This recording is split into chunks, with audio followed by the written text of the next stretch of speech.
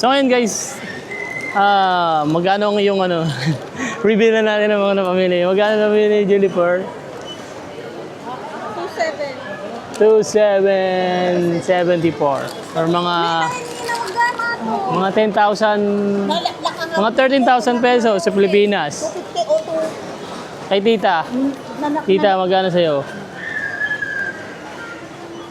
4,500. So mga 20,000. 22,500. Mga 22,500. Ito na ang amin, guys. Kasi ganyan ang binibili namin. Makikita natin kung sino pinakamaraming pinamili. Kaya wala na. Ang sa amin ay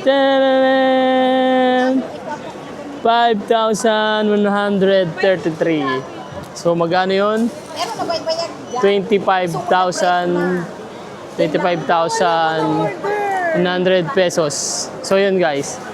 So ang nanalo ay kami. Congratulations. Marami tayong pinamili. Ang konti ng pinamili namin pero siguro dahil nga mas maliit pero mas mahal. Sa kanila ang dami yung maliit. Malalaki yung item nila pero mas mura.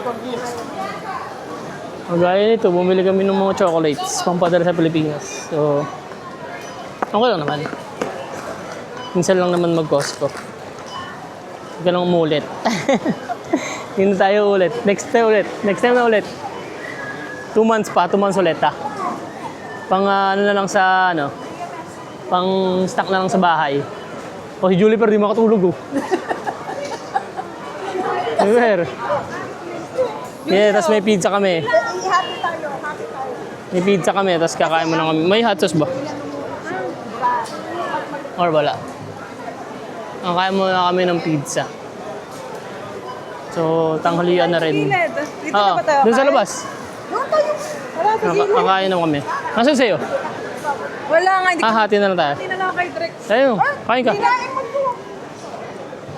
So, yan. Kain tayo, guys. 5,100. Pero ito lang yung pinamili namin, unti lang. Pero, siguro nga, depende sa item.